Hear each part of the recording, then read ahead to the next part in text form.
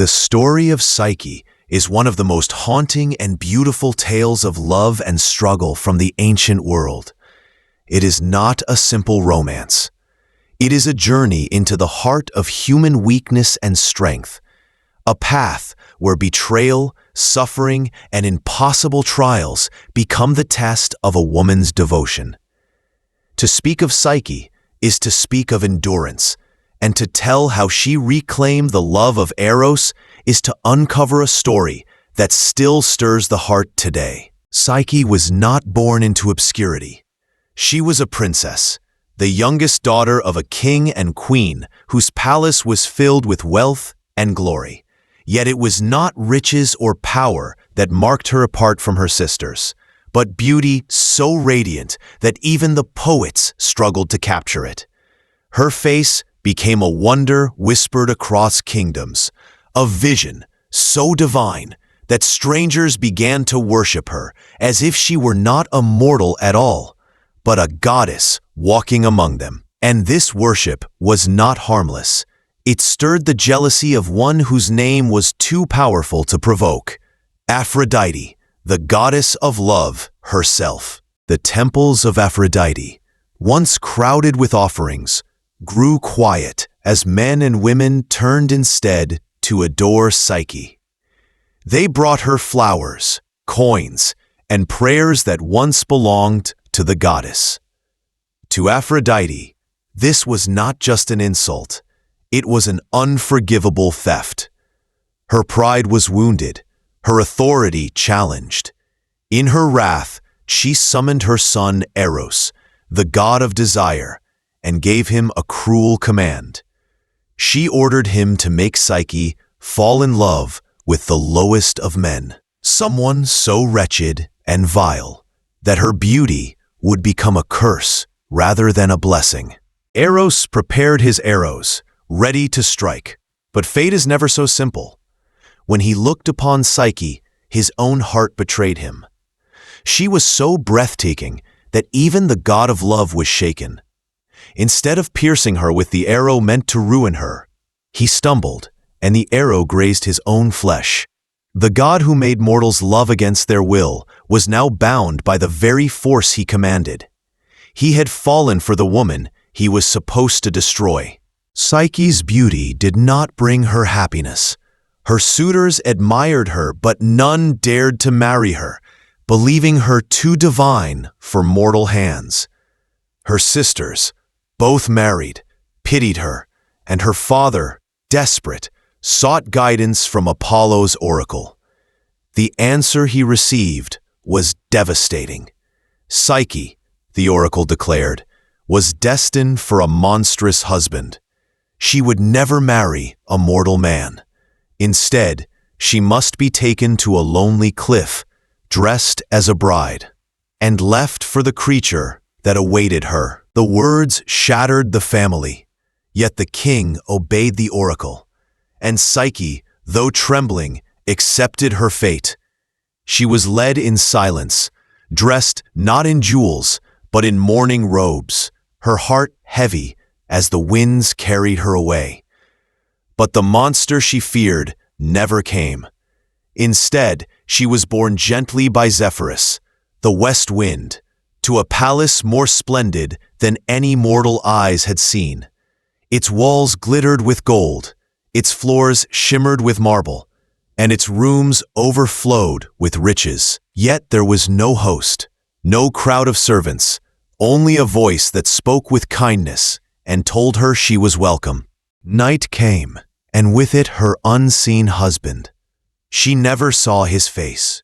In darkness, he lay beside her, speaking softly, touching her gently, yet forbidding her ever to look upon him.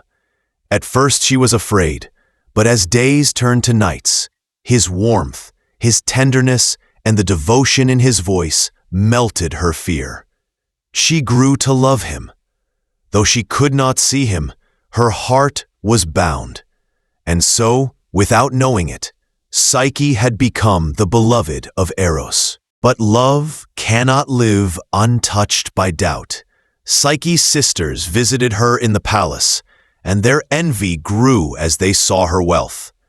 They whispered poison into her ear, telling her that her husband must be the monster the oracle had foretold, that he would one day devour her if she did not act. Their words dug deep into her heart, and fear took root where love had once been secure. One night, Psyche lit a lamp while her husband slept. She held a dagger in her trembling hand, ready to face the beast she had been warned of. But when the light fell upon his face, she gasped. It was no monster, but the radiant form of Eros himself, his beauty more dazzling than the stars. Her awe turned to despair, for in her trembling wonder, a drop of oil spilled from the lamp onto his skin. Eros awoke, betrayed. He looked into her eyes, wounded not by the burn, but by her lack of trust. Without a word, he spread his wings and vanished into the night. The palace dissolved. The riches vanished. Psyche was left alone in barren fields, her heart shattered. She had held the love of a god, and she had lost it by her own doubt. But despair did not consume her entirely. Grief turned into resolve. She would not give up.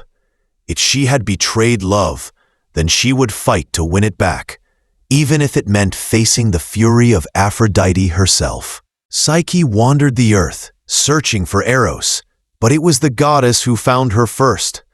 Aphrodite, furious at the humiliation her son had suffered, dragged Psyche before her.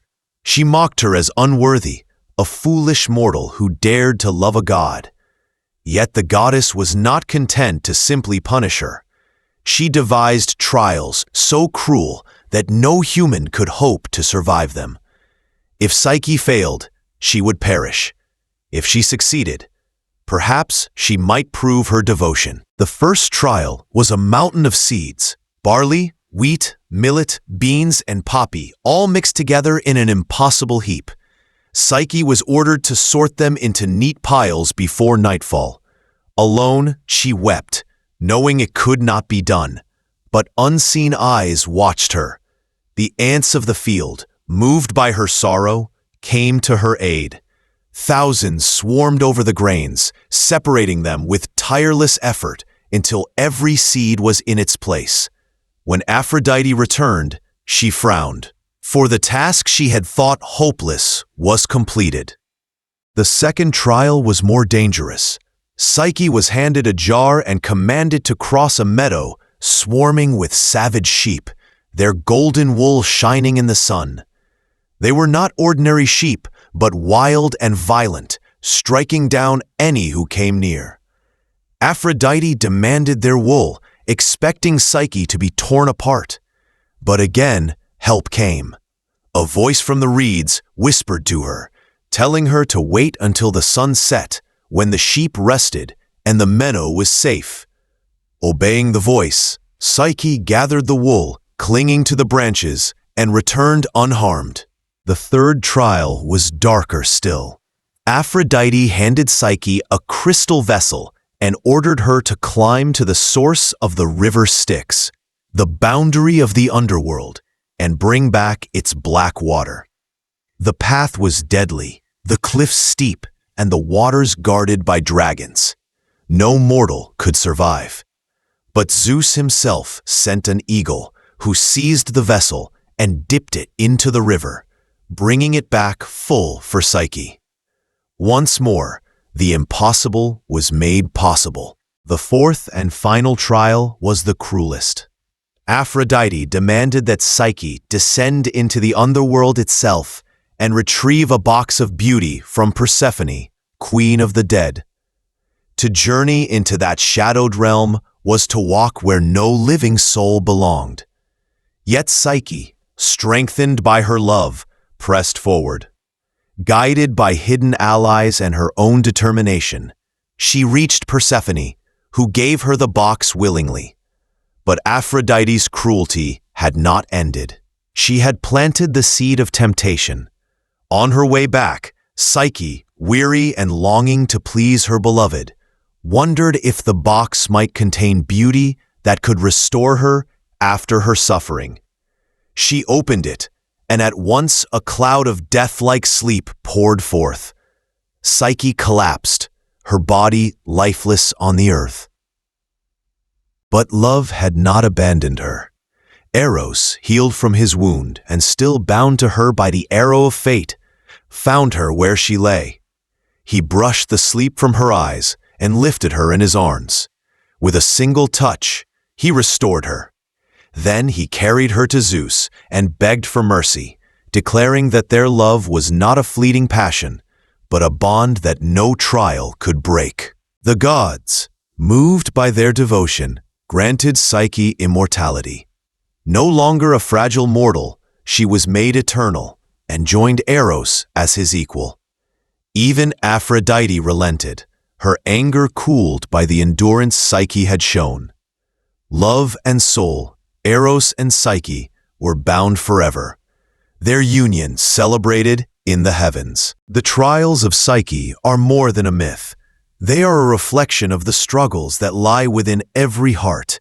Doubt, betrayal, suffering, and endurance shape the path of love, just as they shaped hers. Her story reminds us that love is not only about passion, but about trust, sacrifice, and the courage to fight for what we nearly lose. In every seed she sorted, in every danger she faced, in every shadow she braved, Psyche proved that the soul can endure anything when guided by love. And so her name Psyche, which means soul, lingers as more than a character in myth. It is a symbol,